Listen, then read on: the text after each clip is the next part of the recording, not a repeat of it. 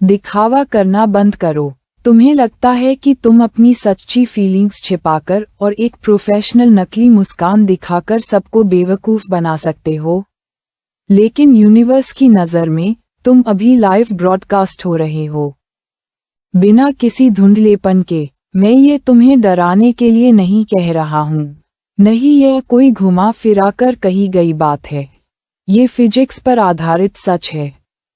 तुम्हें लगता है कि तुम्हारा शरीर मांस, हड्डियों और पैरासाइटिक ब्लड प्लाज्मा से बनी एक बायोकेमिकल मशीन है। तुम बहुत गलत हो, और छोटे लेवल पर, क्वांटम लेवल पर, तुम बस रोशनी का एक धुंधला गोला हो जो लगातार इलेक्ट्रोमैग्नेटिक वेव्स निकालता रहता है। हम इतनी थकाऊ, उलझी हुई और बिना मकसद की जिंदगी इसलिए जीते हैं क्योंकि हम अपनी ही आंखों को धोखा दे रहे हैं। हम सिर्फ उस दिखने वाले फिजिकल शरीर पर फोकस करते हैं, कॉस्मेटिक्स लगाते हैं और हेल्थ सप्लीमेंट्स लेते हैं। उस अनदेखे एनर्जी सोर्स को नज़रअंदाज करना जो सच में तुम्हारी किस्मत तय करता है। यही वजह है कि तुम जिम जाते हो, एक स्पार्टन योद्धा की तरह वजन उठाते हो, और तुम्हारी मेडिकल रिपोर्ट में अच्छे नंबर दिखते हैं, फिर भी तुम थका हुआ महसूस करते हो। ये थकावट मसल्स में दर्द नहीं है, यह एक थका हुआ, रूह को तोड़ने वाला एहसास है। क्यों? क्योंकि आपकी बैटरी लीक हो रही है, आपकी लाइट टिमटिमा रही है, आपका वोल्टेज अनस्टेबल है, और आप अभी भी बेवकूफ़ी में विटामिन की गोलियां अपने मुंह में डाल रहे हैं। एक जले हुए सर्किट बोर्ड वाली मशीन को ठीक करने की कोशिश कर रहे हैं। चलिए उस डरावनी सच्चाई के बारे में बात करते हैं। आपका शरीर असल में एक बहुत ही सोफिस्टिकेटेड सेमीकंडक्टर लाइट निकालने वाला शरीर है। और जिस रहस्यमयी एनर्जी के बारे में पुराने लोग बात करते थे, उसे साइंटिस्ट बहुत पहले ही पहचान चुके हैं, लेकिन मेनस्ट्रीम दुनिया ने इसे न देखने का नाटक किया है। क्योंकि एक बार यह मान लिया गया, तो इंसानियत के मौजूदा मैटीरियलिस्टिक सर्वाइवल नियम पूरी तरह से खत्म हो सकते हैं। क्या आपने घोस्ट लीफ एक्सपेरिमेंट के बारे में सुना है? ये कहानी किसी हॉरर मूवी जैसी लगती है। इसे पिछली सदी में सोवियत साइंटिस्ट सेम्योन और उनकी पत्नी ने गलती से खोजा था। अगर आप एक ताज़ा पत्ता high frequency, high voltage electric field में रखते हैं, तो फोटोग्राफिक प्लेट पत्ते को एक खूबसूरत हेलो से घिरा हुआ दिखाएगी, जो एक डिवाइन बैकलाइट की तरह नीला और सफ़ेद होगा।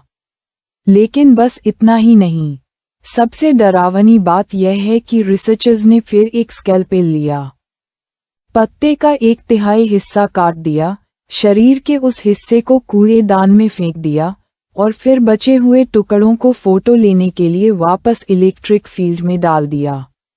लॉजिकली, क्योंकि पत्ते का एक टुकड़ा गायब है, तो फोटो में लाइट और शैडो भी गायब होनी चाहिए, है ना? यह एलिमेंट्री स्कूल का लॉजिक है। लेकिन जब रिजल्ट आए, तो सफ़ेद कोट पहने सभी साइंटिस्ट चुप थे। फोटो में पत्ता पूरा था, कटा हुआ हिस्सा जो अब फिजिकल दुनिया में नहीं है, अभी भी एक साफ और पूरे एनर्जी फील्ड के साथ चमक रहा था। पत्ते की आउटलाइन और यहाँ तक कि नसें भी अभी भी वहीं थीं। इसका क्या मतलब है? इसका मतलब है कि फिजिकल बॉडी शायद सिर्फ एक इल्यूजन हो, एनर्जी फील्ड से भरा एक मोल्ड हो। जब फिजिकल बॉडी गायब हो जाती है, तो वह एनर्जी मोल्ड अभी भी वहीं तैर रहा होता है, जिसे पुराने लोग आत्मा कहते थे।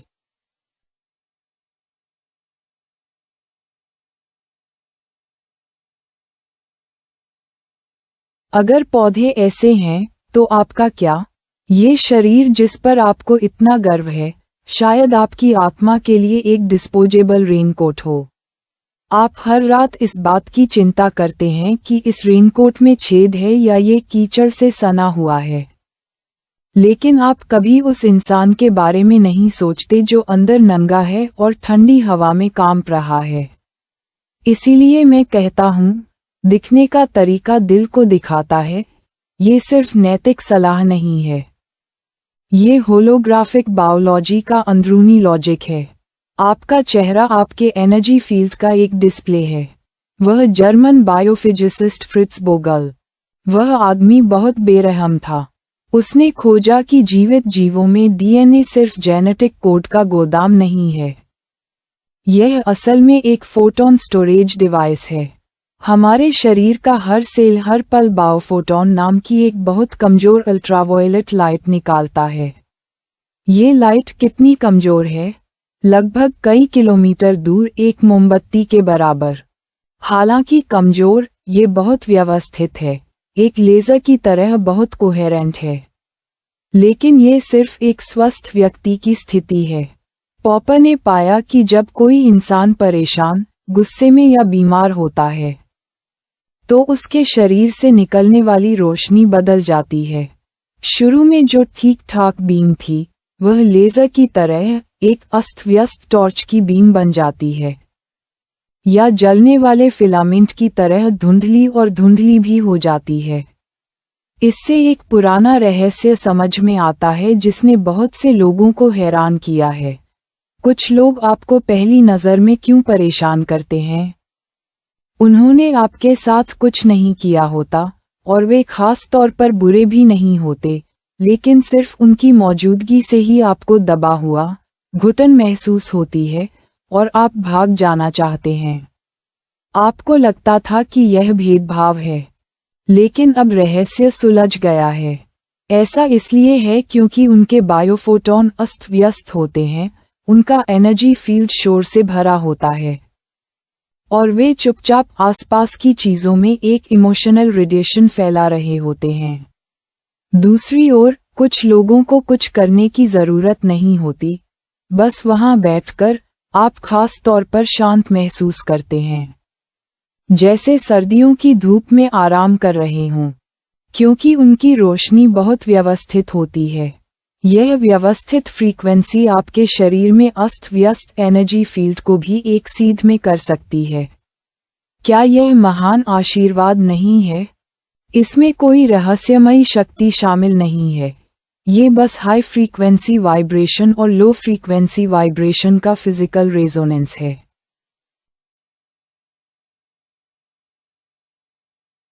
अगर पौधे ऐसे हैं, तो आपका क्या? ये शरीर जिस पर आपको इतना गर्व है, शायद आपकी आत्मा के लिए एक डिस्पोजेबल रेनकोट हो। आप हर रात इस बात की चिंता करते हैं कि इस रेनकोट में छेद है या ये कीचड़ से सना हुआ है। लेकिन आप कभी उस इंसान के बारे में नहीं सोचते जो अंदर नंगा है और ठंडी हवा में कांप रहा है। इसीलिए मैं कहता हूँ, दिखने का तरीका दिल को दिखाता है, ये सिर्फ नैतिक सलाह नहीं है। ये होलोग्राफिक बायोलॉजी का अंदरूनी लॉजिक है। आपका चेहरा आपके एनर्जी फील्ड का एक डिस्प्ले है। वह जर्मन बायोफिजिसिस्ट फ्रिट्ज बोगल। वह आदमी बहुत बेरहम था। उसने खोजा कि जीवित जीवों में डीएनए सिर्फ जेनेटिक कोड का गोदाम नहीं है। यह असल में एक फोटोन स्टोरेज डिवाइस है।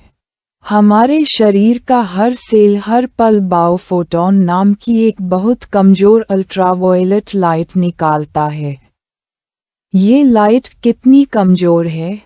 लगभग कई किलोमीटर दूर एक मोमबत्ती के बराबर। हालांकि कमजोर, ये बहुत व्यवस्थित है, एक लेजर की तरह बहुत कोहेरेंट है। लेकिन ये सिर्फ एक स्वस्थ व्यक्ति की स्थिति है। पॉपर ने पाया कि जब कोई इंसान परेशान, गुस्से में या बीमार होता है तो उसके शरीर से निकलने वाली रोशनी बदल जाती है। शुरू में जो ठीक ठाक बीम थी वह लेजर की तरह एक अस्त व्यस्त टॉर्च की बीम बन जाती है, या जलने वाले फिलामेंट की तरह धुंधली और धुंधली भी हो जाती है। इससे एक पुराना रहस्य समझ में आता है जिसने बहुत से लोगों को हैरान किया है। कुछ लोग आपको पहली नज़र में क्यों परेशान करते हैं? उन्होंने आपके साथ कुछ नहीं किया होता, और वे खास तौर पर बुरे भी नहीं होते, लेकिन सिर्फ उनकी मौजूदगी से ही आपको दबा हुआ घुटन महसूस होती है और आप भाग जाना चाहते हैं। आपको लगता था कि यह भेदभाव है, लेकिन अब रहस्य सुलझ गया है। ऐसा इसलिए है क्योंकि उनके बायोफोटॉन अस्त व्यस्त होते हैं, उनका एनर्जी फील्ड शोर से भरा होता है, और वे चुपचाप आसपास की चीजों में एक इमोशनल रेडिएशन फैला रहे होते हैं। दूसरी ओर, कुछ लोगों को कुछ करने की जरूरत नहीं होती, बस वहां बैठकर आप खास तौर पर शांत महसूस करते हैं, जैसे सर्दियों की धूप में आराम कर रहे हों, क्योंकि उनकी रोशनी बहुत व्यवस्थित होती है। यह व्यवस्थित फ्रीक्वेंसी आपके शरीर में अस्त व्यस्त एनर्जी फील्ड को भी एक सीध में कर सकती है। क्या यह महान आशीर्वाद नहीं है? इसमें कोई रहस्यमयी शक्ति शामिल नहीं है, ये बस हाई फ्रीक्वेंसी वाइब्रेशन और लो फ्रीक्वेंसी वाइब्रेशन का फिजिकल रेजोनेंस है।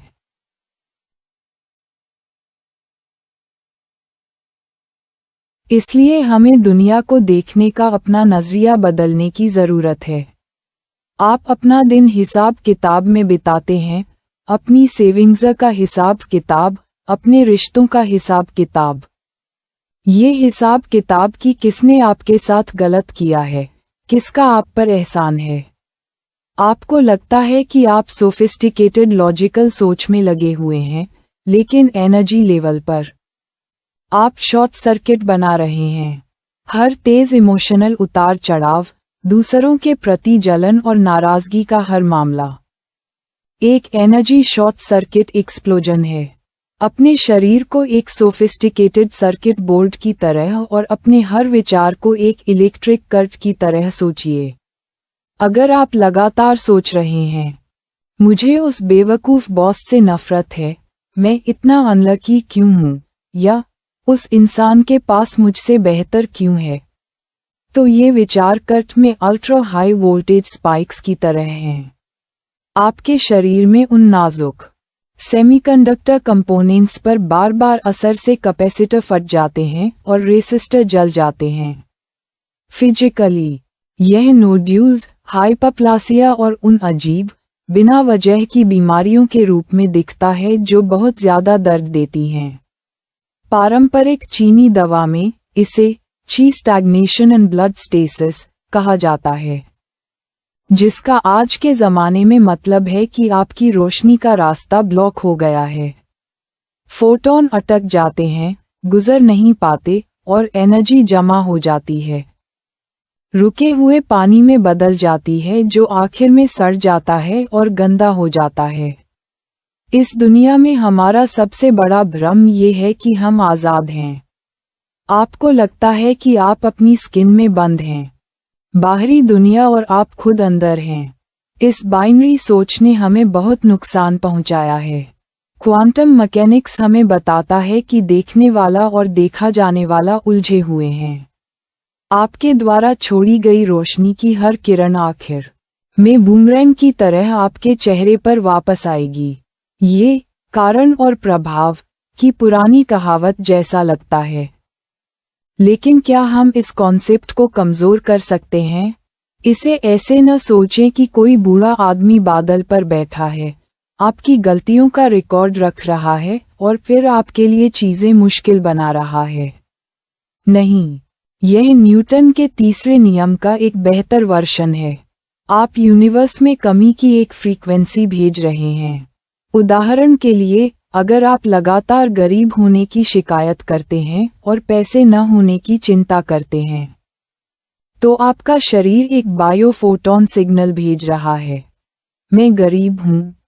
यूनिवर्स, एक बड़ा शीशा जिसमें ज्यादा मजाक नहीं है, ये सिग्नल लेता है और कहता है, ठीक है, क्योंकि तुम्हें इतना यकीन है कि तुम गरीब हो, तो मैं तुम्हें और भी ऐसी सच्चाइयों से मिलाऊंगा जिनसे तुम्हें गरीब महसूस हो, ताकि तुम सही साबित हो सको।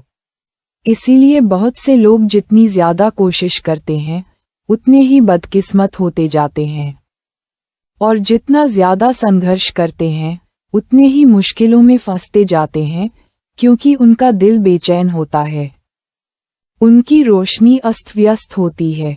आप दुनिया की चीजों को समझने के लिए एक अस्त व्यस्त एनर्जी फील्ड का इस्तेमाल कर रहे हैं, जैसे पार्किंसंस बीमारी वाले और कांपते हाथ से सुई में धागा डालने की कोशिश करना। आप जितनी ज्यादा कोशिश करेंगे सुई का छेद उतना ही दूर होता जाएगा, और आखिर में आप सिर्फ खुद को चुभेंगे और आपके हाथों पर खून लग जाएगा। इस समय कोई न कोई जरूर सामने आएगा और पूछेगा, तुम्हारे हिसाब से मुझे कुछ नहीं करना चाहिए, मैं बस बैठकर रोशनी कर सकता हूँ। देखिए, यह इंसानी सोच का एक और जाल है, काला और सफेद। मैं आध्यात्मिक अभ्यास की बात कर रहा हूँ, सिर्फ लेटने की नहीं। आजकल के तथाकथित स्पिरिचुअल प्रैक्टिस सर्कल बहुत ज्यादा अस्त व्यस्त हैं। बहुत सारे लोग आपको मेडिटेशन सिखाते हैं या आपकी तीसरी आंख खोलने के लिए बहुत सारा पैसा खर्च करते हैं। सच कहूं तो अगर आप अपने एक्सप्रेशन को भी कंट्रोल नहीं कर सकते तो आप किस तरह की तीसरी आंख की बात कर रहे हैं? अगर आप कर भी लें तो वह सिर्फ मोतियाबिंद ही होगा। असली रास्ता कहाँ है? यह उस स्पॉटलाइट को अंदर की ओर मोड़ने के बारे में है जो रैंडमली बाहर की ओर चमक रही है। जुआंगजी ने पहले ही बहुत अच्छे से बताया है, एक खाली कमरा रोशनी पैदा करता है जब आपका दिमाग खाली होता है। बिना इतने सारे ध्यान भटकाने वाले विचारों और इच्छाओं के तो कमरा अपने आप रोशन हो जाता है। यह कोई मेटाफर नहीं है, यह एक फिजिकल डिस्क्रिप्शन है। जब आप बहुत ज्यादा फोकस और शांति की स्थिति में होते हैं तो आपके ब्रेनवेव्स अल्फा या बीटा बैंड में भी एंटर कर जाती हैं। आपके शरीर की बायोफोटोन एमिसिविटी कम हो जाती है, लेकिन इसका कोहेरेंस बहुत ज्यादा बढ़ जाता है। दूसरे शब्दों में, आप ऑरोरा की एक बीम बन जाते हैं। लेजर लाइट की यह बीम क्या कर सकती है? यह असलियत के कोहरे को भेद सकती है। आप पाएंगे कि जब आप दूसरों को बदलने की कोशिश करना बंद कर देते हैं तो वह परेशान करने वाला व्यक्ति अचानक कम परेशान करने वाला हो जाता है। जब आप कल अपनी नौकरी खोने की चिंता करना बंद कर देते हैं तो अवसर बेवजह दस्तक देने लगते हैं।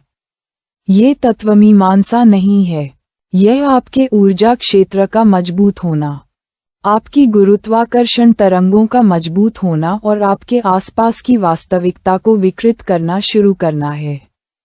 तथाकथित स्वामियों की तलाश करना बंद करें। आप स्वयं एक प्रकाशमान प्राणी हैं, केवल अब धूल की एक मोटी परत से ढके हुए हैं। ये धूल बचपन से आपके अंदर डाला गया डर है, समाज द्वारा आपको सिखाई गई प्रतिस्पर्धी भावना और आपका लगातार परेशान करने वाला अहंकार है। आज रात एक प्रयोग करके देखें। जब आप अपने बच्चे पर चिल्लाने वाले हों, अपने साथी पर आंखें घुमाने वाले हों, या कल के मॉर्गेज के बारे में चिंता करते हुए बिस्तर पर लेटे हों, तो रुकें, केवल 3 सेकंड के लिए भी। इस बारे में यह एक परफेक्ट सेमीकंडक्टर है। जब तक आप इसके साथ कोई छेड़छाड़ नहीं करते, ये बिजली कंडक्ट करता है और अपने आप रोशनी निकालता है। आप बीमार और थके हुए इसलिए हैं क्योंकि आपने अपने दिमाग का इस्तेमाल करके अपने शरीर के नेचुरल कामों में दखल दिया है। आपका दिमाग वायरल कोड से भरा है, जबकि आपका शरीर कॉस्मिक ओरिजिनल फील्ड का ऑपरेटिंग सिस्टम चलाता है। खुद को जाने दें और यह मानें कि आप कॉस्मिक एनर्जी के फ्लो में बस एक नोड हैं। जब आप ब्लॉक नहीं होते और सब कुछ आसानी से बह रहा होता है तो रोशनी अपने आप अंदर आ जाएगी। ये रोशनी, जिसे पुराने लोग धार्मिक एनर्जी या सिर्फ एनर्जी कहते थे, आप इसे जो चाहें कह सकते हैं। इसके साथ आप अंधेरे में चलने से नहीं डरेंगे, क्योंकि आप खुद एक स्ट्रीट लैंप हैं। आखिर में मैं आपसे एक सवाल पूछना चाहता हूँ। जवाब देने में जल्दबाजी न करें। इसके साथ सो जाएं, यहाँ तक कि इसे अपनी बाकी जिंदगी अपने साथ रखें। अगर आप अभी अपने शरीर की पावर काट दें और आपका शरीर उस कटे हुए पत्ते की तरह गायब हो जाए, तो क्या बचेगा? हवा में लटका हुआ रोशनी का गोला। क्या वह गर्म और चमकदार होगा या ठंडा और चमकता हुआ? यह आपकी जिंदगी का एकमात्र बड़ा चैप्टर है जो आप कभी सुनाएंगे।